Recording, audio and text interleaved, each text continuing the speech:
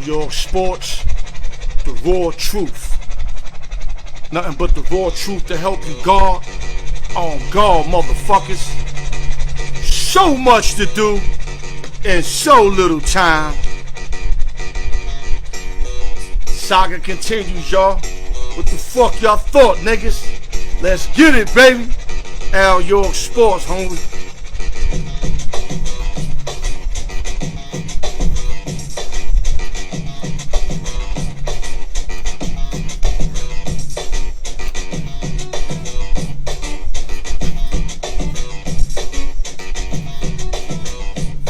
Let's get it, baby. Al York Sports, baby. Woo! The saga continues. The raw truth. Nothing but the raw truth to help you guard. No drinking and driving. It's the fucking law. You already heard, baby. Let's get it. Woo! I love my hip hop shit, man. Especially the throwback shit, man. Salute to Noriega for this joint, man. Super Thug. You already know I always give him a shout out too, man. Let's get it with it real quick. We don't got too much time. 15 quickest minutes. YouTube, share, like, subscribe, hit the notification bell. Keep doing the good job that y'all doing, folks. Shout out to the East Coast, West Coast, Midwest, Las Vegas, New York City, LES to the death. Triple H everything, Dwayne Beeman. Like I said, his fight, he's going to make his fight all over. He was real sick his last fight. He's going to give me an update, and I'll spread it to y'all. Credit fix. Never too late to get your credit fix. IG me, inbox me, email me, al.newyork@yahoo.com. Never too late to get your credit fix. Thank you, Alex, for signing up. I appreciate you. The advertisement, man. Like I said, I'll shout you out, split screen you, or I'll bring my whole equipment to your crib.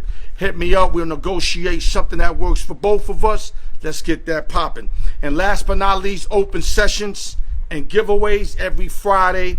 We hit y'all with that raw material, and then we end it with some funds at the end of it, spinning that wheel and calling out the lucky winners, man. That's just how we do it, man. Okay, let's go to sports news real quick. Sad news in boxing. Felix Verdejo, 27-2-0, 17 knockouts. Lightweight boxer faces federal charges stemming from the death of his companion, 27-year-old woman that was found dead in the lagoon in PR. So this is the story that I got and I read, basically. This was his mistress or his shorty, whatever you want to call her. He had wifey. His wifey found out about his mistress was pregnant and having a baby. Now, I don't want to start assuming and adding shit to it, but it looked like the wifey got tight and said handle it, and then he went to handle it, both of them.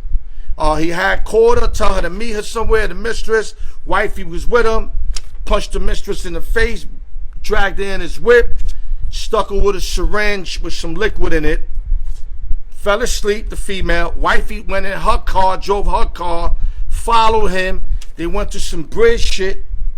He tied some rocks around her legs, and he threw her off the bridge. And I heard was shooting at her while he threw her off the bridge.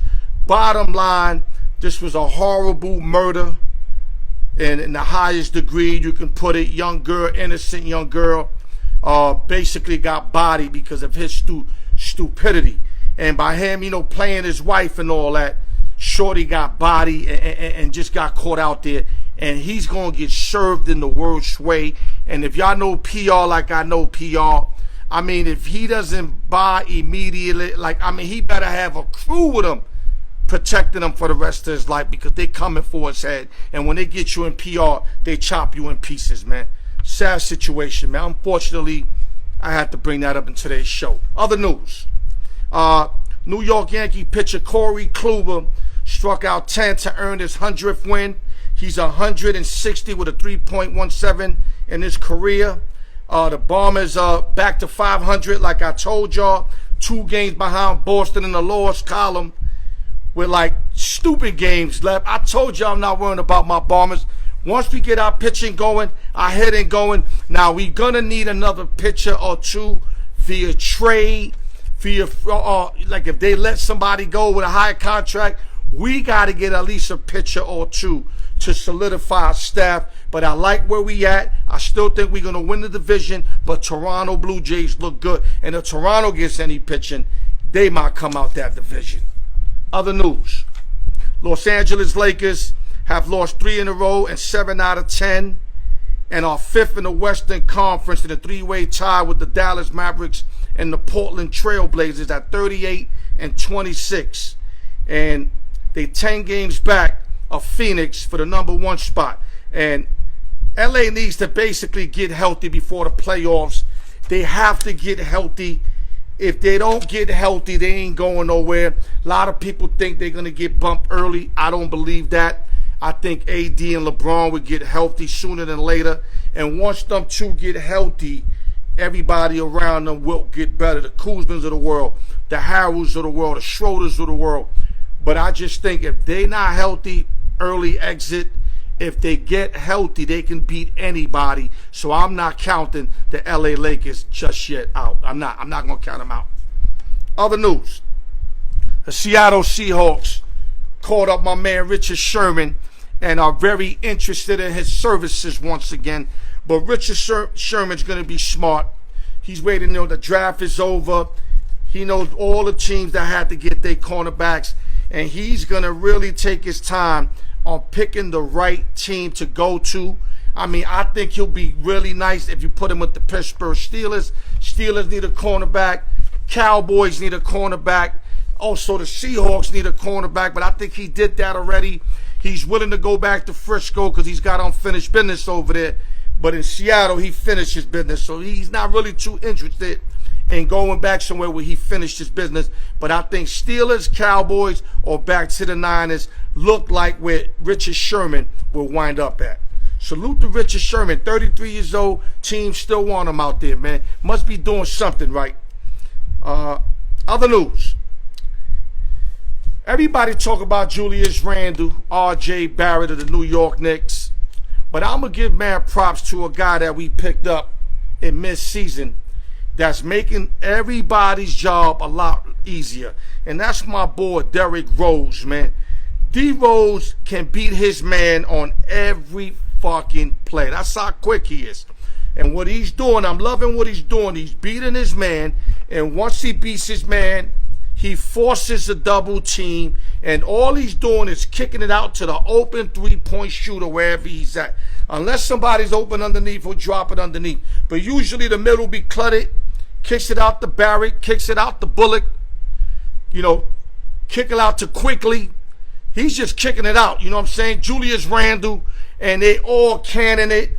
Open three. It's like a shooting a three in practice because he's beating his man. And that's why the Knicks are shooting for a high percentage. Because if you ask me, D. Rose is breaking the defense every fucking time.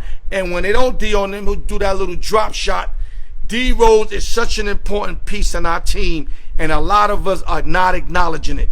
I'm acknowledging it. That's why I'm putting it on the Al York Sports Show. Salute to Derrick Rose, averaging 13.8 this year, 2.3 rebounds, 4.2 assists. Knicks are having a great season as a team, but with Derrick Rose, they are better. That's a fact. Other news. I heard something about Knicks trying to get after Damian Lillard, a.k.a. D. Dollars. I love how that sound, but Portland want the house for him. I'm not going to do it. I'm not going to give 3 number ones year after year after year for 3 years or even 4 years, they're saying, or 3 years with a now player. Now, I know a lot of y'all would be like, yeah, Al, but if they get Damian Lillard, you would figure the Knicks are going to finish, you know, top seed or close to top seed, which means they'll be surrendering basically a high pick somewhere maybe through 15 through 25. It won't be top 3 unless they have a horrible year and like they just fuck up one year and then they'll have the opportunity to get the number 1 overall. But I don't think that's going to happen. I think the Knicks are building. I think if D Dollars go over there, they will be good. But me personally, I want nothing to do with it. Why mess up something that's not broken? I love what we're doing. Let's not fuck up this momentum. Let's continue it. And if we get a big man, because we need a flexible big man. If we could get a flexible big man, somewhat like a Wiseman from Golden State, even though he's not going to be available, but we're going to need somebody of that caliber. Anthony Davis, he probably won't be available, but we need a big man that can move around, shoot from the outside, go to the hole. We don't need no old stiff big man. We move the ball around too much. We kind of got like the old Phoenix Suns team with all the parts is moving. Even Julius Randle, their biggest man on the team, is shooting threes and nailing them. So right now, I wouldn't want to mess with the chemistry, with what we're doing and what Tom Thibodeau has put together. No. Forget about D Dollars. It sounds good, but you know what? We'll pass. I'll pass, and I hope that we'll pass. Other news. I'm going to mention 3 teams, if I could get to them, that I think they're pretty good on the draft. I'm going to start with the Jacksonville Jaguars. I think did an A+. Obviously, picking up Trevor Lawrence. And before Trevor Lawrence, them getting Urban Meyer to coach their team. That was the biggest thing that they did, was to get a real good coach, even though he's a great college coach. But for some reason, I think Meyer got what it takes to make it in the NFL, unlike a lot of other coaches, Sabian, etc. You know what I mean? A lot of other coaches couldn't make it up. Petrino couldn't make it in the NFL. Sabian didn't really make it in the NFL. What's my guy name for Seattle? Damn, I can't get his fucking name right now. But the Seattle guy's doing great in the NFL. Pete Carroll. I can't believe I forgot his name. Pete Carroll did well, won a Super Bowl, went to another one. I think if Urban Meyer, if he doesn't get sick and that stuff that caused him to leave the college game, I think he'll do really good in the NFL. But here you go. They picked up Trevor Lawrence. They picked up Travis Etienne, a good running back. Now, they got Robinson already. So a lot of people are wondering, why would you get, Travis if you already got Robinson? But from my understanding, Urban Meyer wants to put Etienne in a lot of spots. Maybe line him up as a receiver, maybe in a tight end spot, maybe on a running back spot on third down, maybe to go out for a pass. One thing about Travis Etienne, you can move him around, all around. So I think if you're going to use him for that, then I love the 1-2 punch of him and Robinson. But I heard rumors that Robinson wants to leave now. I hope he doesn't, because let him see what Urban Meyer is up to first. And when he sees that he's still the main back and gets the majority of the carries, then he's going to be all right. But right now, he don't know what's going on because they picked him up, second pick overall. So Robinson's kind of bugging out. Robinson, chill. Let Urban Meyer work his magic, and then you see what he's doing. Also, cornerback Tyson Campbell out of Georgia, and offensive tackle Walker Little from Stanford. I think the Jags had a great draft. They picked up needs and quality players that fit their needs. Salute to the Jacksonville Jaguars. Let me go to the second team that I think did good in the draft. That's the New York Football Jets, picking up Zach Wilson, who I think is a perfect fit. Then picked up offensive tackle Elijah Vera Tucker. Some scouts say he's the best that came out the draft. So he was hard to pass by. And then they got another weapon. They got this guy another weapon. Elijah Moore, wide receiver from Ole Miss. So Zach Wilson not only got the best offensive lineman, he got a real good receiver in Elijah Moore and a running back in Michael Carter, out of North Carolina. So another quarterback that's set up really well, set up to win. The Jets, like I said, they got other receivers. They loaded them. The Jets got at running back, they got Tevin Coleman and Perrine, which I think wouldn't hold it. So I like to pick up a Carter and tight end Chris Herndon, who they can upgrade that position. But in wide receiver, Corey Davis, Josh Doxson, Jamison Crowder, and Mims. They are deep in the receiving core. And when you add this young boy over here, you know what I'm saying? When you add this young boy that they picked up, you got to be happy for the New York Football Jets, because I'm telling you right now, the Jets are stepping up. Elijah Moore will do work for the New York Football Jets. Salute to the Jets and company for them doing what they doing. And last but not least, my Dallas Cowboys picking up a real good guy, man. I love this Micah Parsons guy. Michael Parsons, or however you want to pronounce it, out of Penn State. A savage, a bullhawk. Him him and Jalen are going to clog up everything. Jalen Smith, and then you put Mekhi Parsons, excuse me, man, I'm like burping and shit. Mekhi Parsons and Jalen Smith together are like David and White for Tampa Bay. You know, I like the cornerback Kelvin Joseph, the defensive tackle we picked up also, who's a beast, man. I mean, yo, guys, we really came up, man. We got a lot of good guys in this draft. We got Chauncey Golston also out of Iowa. Dallas Cowboys solidified defensively. They went and got defense, which they needed. Last year, they picked up CeeDee Lamb because he was the best player on the ball. So I understood that. But defensively, they went and got about 3 to 4 pieces defensively. And then you add Dak Quinn, who created the Legion of Boom in Seattle. Come on, man. What else can you ask for from the Dallas Cowboys? You got Prescott coming back with all these weapons. We better step it up and have like a 12-win season. I'm calling it right now. 11 to 12 game wins for the Dallas Cowboys. If you find 9.5, 10.5, take the over, because barring injury to the quarterback, we're going to be all right. The Cowboys will be all right, and they will win 10 to 11 games. I got them at 12 games very easily. Salute to Jerry Jones and the Dallas Cowboys. Let's go Cowboys, baby. And with that, another 15 minutes. Wow. I just gave y'all everything, man. You know what I mean? Like I said, tune in every Friday. Open session giveaways. A lot of spots remaining. Every Tuesday, I'm going to have something for you guys.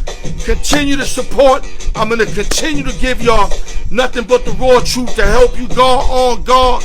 You already know I love you. Stay tuned. Continue to support me on YouTube, and I'll get back to you. Al York Sports, baby. 100.